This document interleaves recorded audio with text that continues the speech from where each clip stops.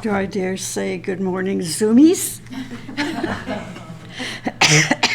So we are now using Zoom software, and hopefully the kinks will get worked out and everybody will log on and everything will be peachy keen in the coming weeks. Anytime we start something new, there's always challenges with it, and then it gets ironed out, so bear with us. This morning I'm talking about giving birth to your spiritual self. To your spiritual self. Most people, when thinking about life and death, only consider their physical birth and their physical death. That's the normal process of people's thinking. But there is more to life than the physical life. Actually, the physical birth is only the beginning, the start of a long journey toward higher destinations. There are many kinds of births. So today's talk, just letting you know, today's talk is resourced from the teachings of the spiritual hierarchy. So this is naturally going to be a different approach to thinking as opposed to the norm. Anything esoterically spiritual is going to be of a higher frequency, a higher gear of understanding. 100 years from now, it will be customary to think like this. But the esoteric teaching always stays ahead. It gives us a vision, something to look forward to understand more deeply. And so that's what I'm going to be sharing this morning, more, thinking that's more deep, more futuristic oriented for the common person. Today's talk is going to be short, so there you go. The hierarchy. The hierarchy is an august body of the disciples of Christ who stand as a guardian wall. The hierarchy stands as a guardian wall between humanity and the powers of chaos. They stand, I'm just going to repeat this so that we can remember this is a really good definition of who the spiritual hierarchy is and what they do. That they stand as a guardian wall between humanity and the powers of chaos. It is through their protection and light that humanity finds their way to higher destinations. The hierarchy is the living headquarters of a world educational group formed by all teachers of all religions. They started like us. This is what's so inspiring to me anyway, that they started like us, us human beings, right? But then they developed stage by stage into higher levels of consciousness. They mastered their lives, their personalities, their mind, their bodies, and became perfect on all planes of consciousness. Now, if this isn't a vision, I don't know what is. These are great ones who have given us a sense or an archetype or a prototype of what each of us has the potential of being and becoming. That they did it. They mastered their lives. They mastered their personalities. The wisdom teaching explains that we are going to be like them. So I said that there are actually many kinds of births. All of these births are the result of our karma. All of these births are the result of our karma, or the result of how we have lived in the past. We are born from our deeds. This is a very different way to think, even for some spiritual students. I really believe this from being in the teachings for many, many years and hearing feedback and what people think in regard to reincarnation and in regard to what a spiritual birth means and how we come back life after life after life. The teaching says we are born from our own deeds, that our deeds in the past became a birth that corresponds to the life that we lived in the past. These multiple lifetimes of different incarnations are births that we have no control over. Not until we are ready to take a spiritual birth. Those who have an advancing consciousness will be those who have or had their spiritual birth, and now they can consciously choose when and where and how they want to take an incarnation that helps them to best serve and advance on the spiritual path. So this is the reason I felt it was important this morning to talk about spiritual birth and what it is. So unless we have had this spiritual birth, we're going to revolve on the wheel of incarnation through pain and suffering, defeat, failure, and continuous problems. And who wants to stay there? Without any control, our deeds determine what each incarnation is until we take a spiritual birth. Then control is given over to us as a result.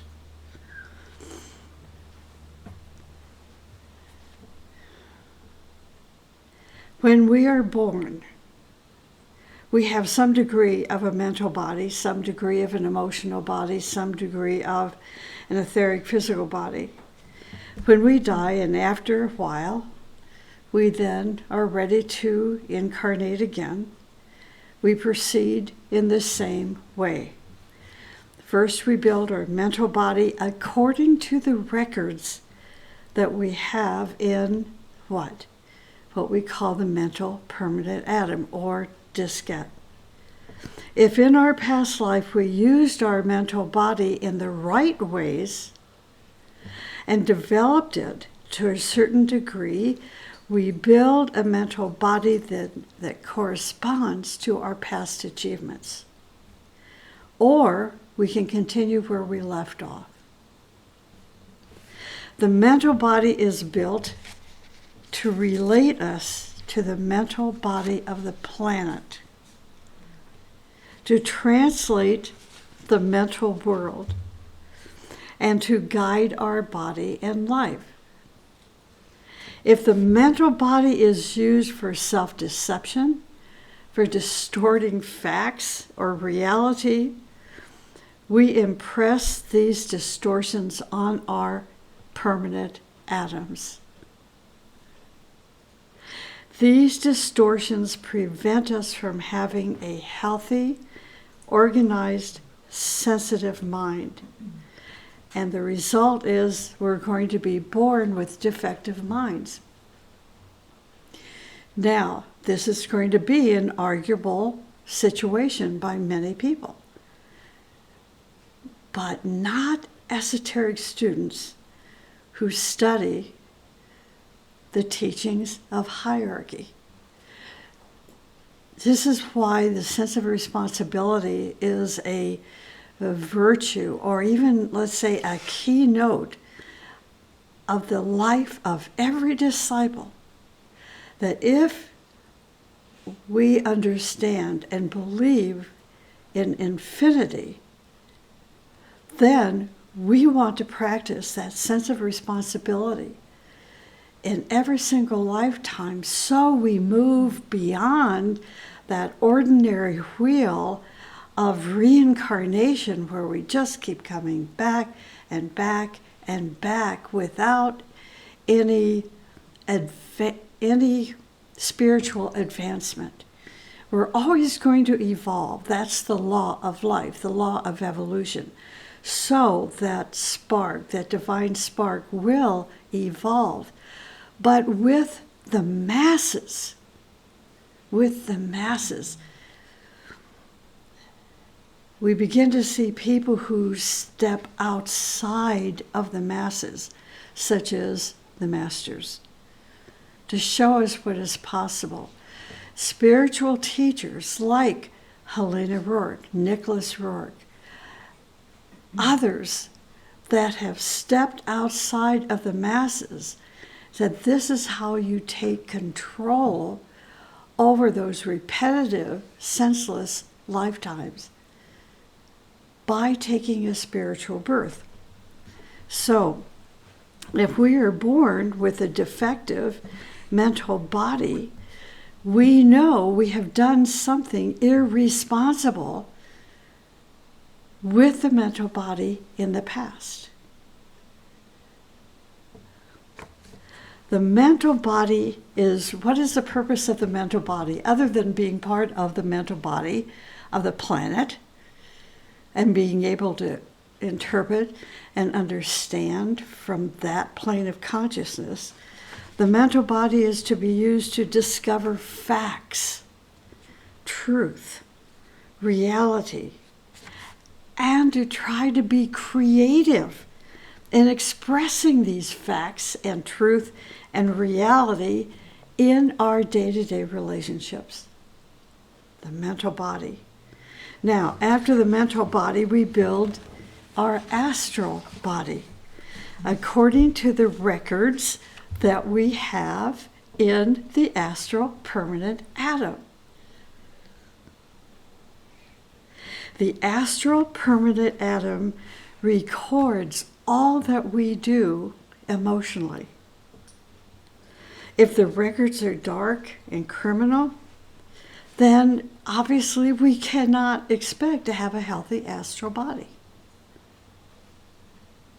The astral body is created to have contact with the astral world, with the emotional world of human beings, and to create affection. So if you recognize and have experienced or come in contact with an individual who seems devoid of feelings or affection or caringness, you know that they have a damaged diskette. In other words, the content of that astral permanent atom, made of the deeds of past lives, has brought them back into this life. Now let's do something about it. Or are you just going to come back life after life after life with increasingly defective astral body? See, it's our choice. So after the emotional body, then we create what's called an etheric body. Through the recordings that we have in the physical permanent atom. It is in this atom all of our deeds are recorded. It is upon these records that our etheric body is built. And upon the etheric body is built what we call the shadow, the physical body. The physical body is a shadow of that etheric body. We have other bodies that we can build after our spiritual birth. See, this is our hope, a vision. We have other bodies that we can build, but only after we have this spiritual birth. Now, the lower bodies are naturally built. And if you've read anything in the teachings about the history of all the different root races and the millions of years of the process of building these bodies, then you understand the statement that lower bodies are naturally built. See, from these permanent atoms. Higher bodies are constructed consciously. Lower bodies are not. Lower bodies are constructed from the content of the permanent atoms. Higher bodies are constructed consciously. The law of cause and effect rules the way our bodies are built. It's like kids say, what goes around comes around. Right. The adult says cause and effect. Unstable, unhealthy bodies are created by the recordings that are in conflict. Now listen to this. Again, unstable, unhealthy bodies, physical, etheric, emotional, mental. Unhealthy bodies, unstable bodies are created by the recordings that are in conflict. For example, hate and love, truth and falsehood, right or wrong actions. Most of our bodies, these lower bodies, physical, emotional, mental, lower mental, are the result of such conflicting forces or recordings. Then we are born weak and unstable and have no, and this is an important two words, integrative substance. These bodies do not have any integrative substance in them. And thus we're born weak and unstable. Whatever we did in the past affects the nature of our bodies. Our past thoughts, emotions, and deeds, all three combine with each other and produce a person that is either healthy and beautiful or unhealthy and ugly. So we are a child of our past actions. We are already preparing our future through our current mental, emotional, and physical deeds. When we die and prepare for incarnation, our past actions recorded in our permanent atoms will conceive us and give birth to us. So, this tells us that we are responsible for our past deeds and that our birth is an extension of all our karma.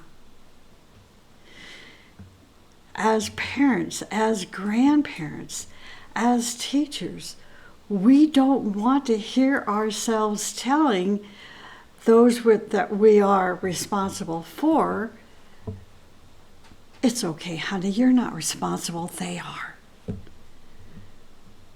See, that puts the wrong message into the equation of a situation that they were part of or that we were a part of.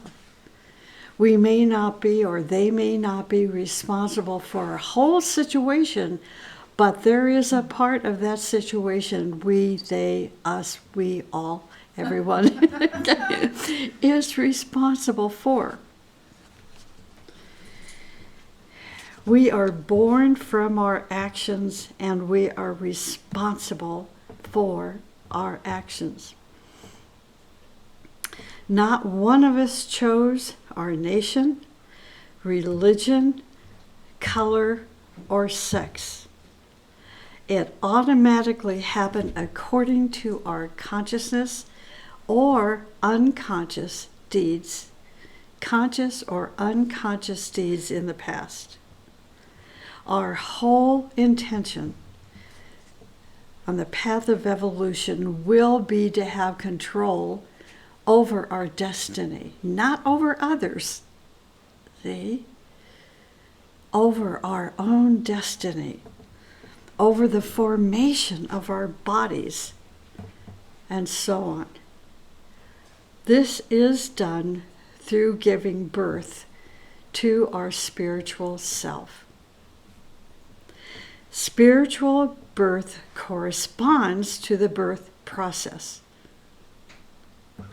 Similarly, the person who has mental, astral, and physical bodies will transform them, and now they're, as a result of the spiritual birth, they're going to create a new mental body, a new astral body, a new physical body. This is overcoming your DNA. There's a book called The Ageless Wisdom by Torquem Saradarian, and there's a chapter in that book that's called Holism. And the very first page of that chapter talks about how you can overcome your DNA. This is the next step beyond that introductory statement. Take a spiritual birth. So, how can we do this? One of the steps is called purifying illusion. Illusions are falsifications of reality, falsification of ideas, of intuitive revelations. That's the definition, basic definition of what an illusion is. Illusions are falsifications of reality, of ideas, and intuitive revelations. Doesn't that seem strange? How can you falsify intuitive revelations? Well, I'm going to tell you. Okay.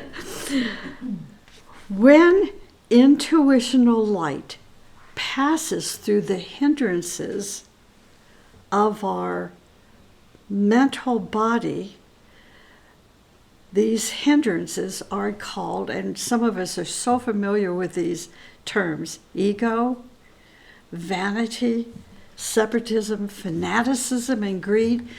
When this intuitive light passes through these hindrances, then we're in trouble. That's when the distortion of intuitive revelation takes place. Now, if these hindrances are not there, our unfolding human soul will not create any illusion and will live according to the light of intuition. So, what goes against the light of intuition are these hindrances, especially ego and vanity. Another step of rebuilding our astral body, in this case, and mental body, is the purification of glamour. In order to build a new astral body, we need to purify our glamours.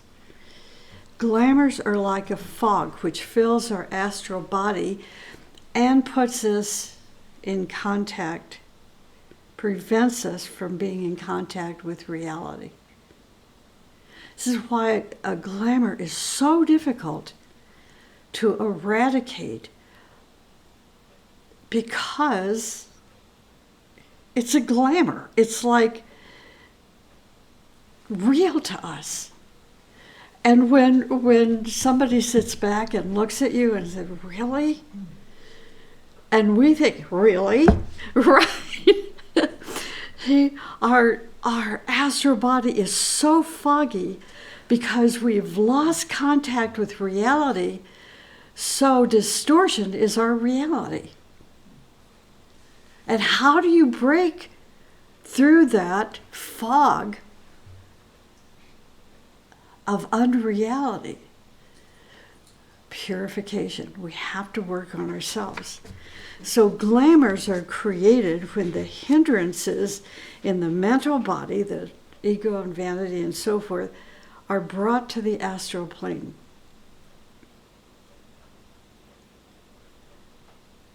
Glamours are created when the hindrances in the mental body are brought into the astral plane and translated by our fears, our anger, our hatred, our jealousy, and even revenge.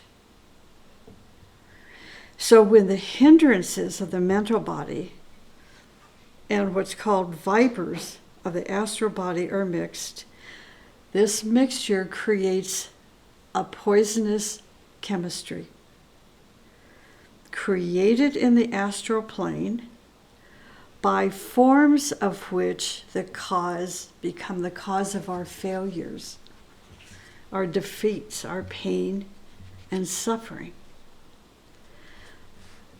Those who want to be born spiritually must slowly eliminate all these traces of poisonous chemistry. Maya. Maya is produced. So we have illusion, we have glamour that need to be purified, and now Maya. Maya is produced when energy from the intuitional plane passes through the mental and astral poisonous chemistry and now is fusing with the etheric centers. This energy puts the centers in the etheric body into wrong operation. This is what Maya is. Energy accumulates around the etheric centers that force them, then, these centers, to function in contradiction or contrary to the natural course of unfoldment and manifestation. So as you begin to destroy the Maya from your etheric centers, now you are beginning to build what is called a sattvic, S-A-T-T-V-I-C, a sattvic body. Now, what is a sattvic body? It says, okay, this is a term that's not in my Webster's dictionary. Okay, a sattvic body is a body that is rhythmic, refined, beautiful, and it's a reflection of what's termed the archetypal purpose. Archetypal purpose, a purpose of our soul. Now we have a sattvic body in rhythm with the archetypal purpose. As all these steps are undergone, where the illusions, glamours, and Maya are sublimated and transmuted, now the petals of the chalice in the higher mind, and if you don't know chalice, a lecture was given a couple of Sundays ago, you can go to YouTube and listen and learn about the chalice. The petals of the chalice in the higher mind are open, which lets the light of the human soul shine out. The light galvanizes and electrifies all the four vehicles, and the human soul now gains total control over its bodies. The light causes transformation in all the vehicles. That's light, that's transformation.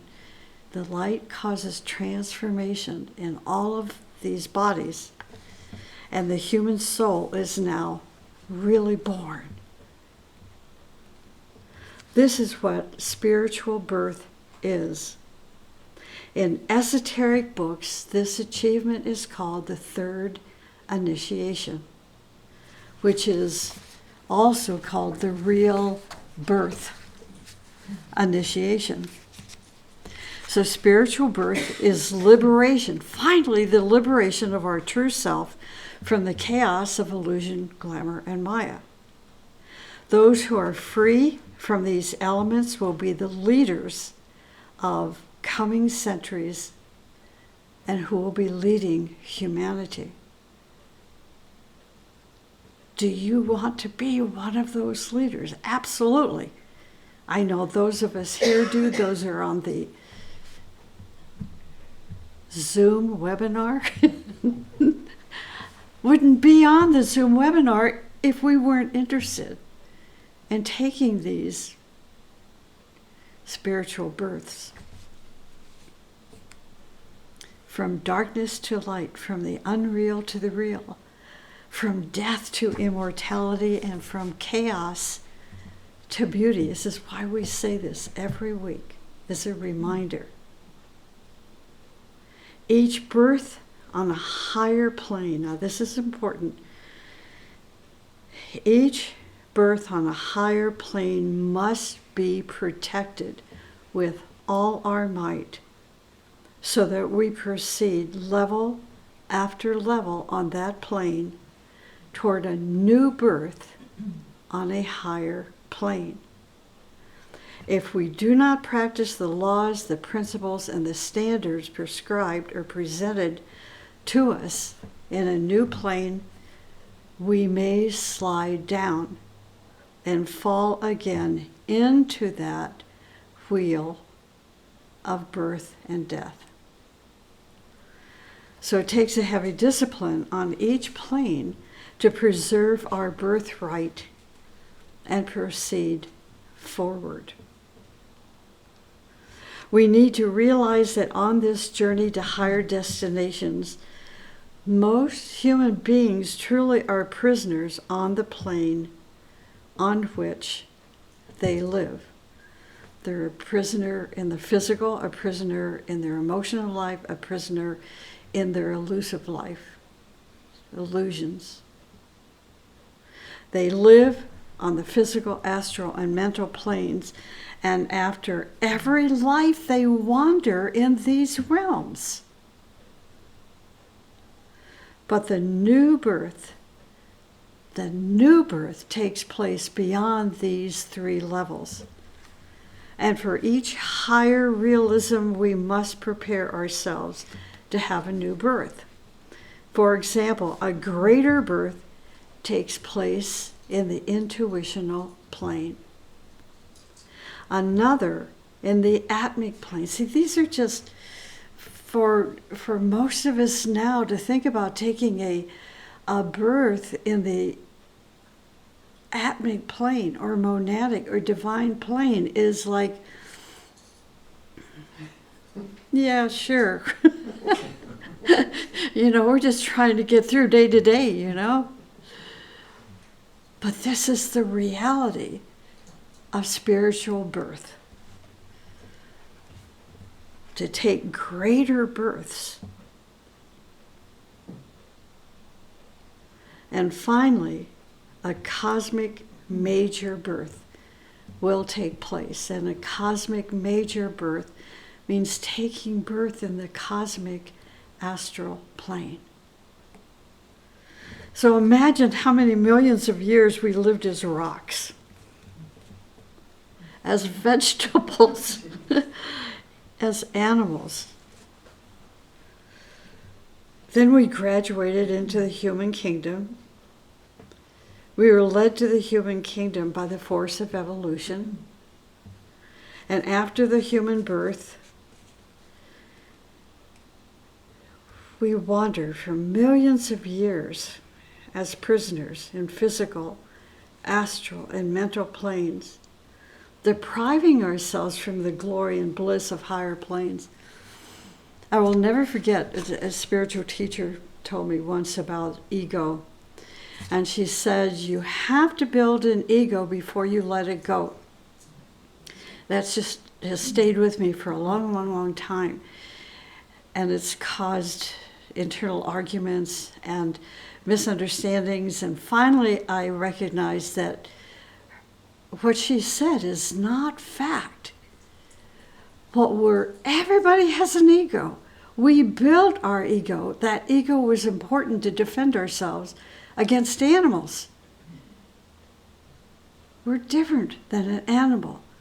And the ego is the one that defends its property, right? Defends what belongs to them. We no longer need that ego once we take a spiritual birth, because now the human soul is in control of those lower bodies and is now in trying to push us, help us to progress and take birth in what we call the holy triad, the spiritual triad, so that we now begin to have glimpses and insight and revelations and the recognition of what beauty really is by experiencing intuitive moments. A moment of being immersed in the energy of the Atmic plane. It'll just be a nanosecond, but you'll never forget that nanosecond experience. It's absolutely incredible. We don't want to continue to deprive ourselves from the glory and bliss of the higher planes. All these higher planes are achieved by sacrificial labor and service. For each higher birth, we must use our intellect, love, and willpower, gradually bringing ourselves under the power of cosmic laws. So on each plane, we're going to exercise greater light, greater love, greater power, and render greater service for the one life. A human soul can be a rising star toward infinity and glory and beauty. We can choose our future incarnations by changing our actions, our emotions, and thoughts. It is after a birth of a rhythmic world, having that sattvic body, it is after a birth of a rhythmic world that now these higher bodies start to build and the lotus starts to unfold, gradually releasing our human soul into freedom. A rhythmic world is where we bloom our virtues, striving toward perfection, and live in conditions that are full of high spiritual development.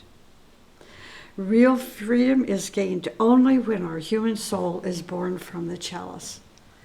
It is after that moment our soul chooses the fields of service for his future endeavors, future incarnations. It is when our soul is awakened and it is functioning, increasingly functioning in the chalice, is when we begin to learn those great laws of the universe. When we are released from the chalice is when we actualize the law of synthesis, the law of love, and the law of economy. People living in a condition of inertia must learn the law of economy if they're living a life of inertia. They must learn the law of economy as a path leading them to the world of freedom. People living in the condition of constant activity or jasic activity must learn to live according to the law of love. And people living in the condition of rhythm must learn to live according to the law of synthesis as a path that's going to lead them to world freedom. So all our births must gradually lead us toward happiness and joy and bliss. I'm going to close with this. It's a reading from the Bhagavad Gita. A man who is on the path of yoga goes to the world of the righteous. He lives there many years. Then he reincarnates in a pure and prosperous home. Or he may be born into a family of yogis who are rich in wisdom. Such a birth naturally is hard to achieve in this world. In such a home, he slowly obtains that consciousness attained in his previous bodies, and then strives for further knowledge and perfection. And that's chapter 6 in the Bhagavad Gita, verses 41 and 42. Isn't that beautiful? Truly. So let's get to work.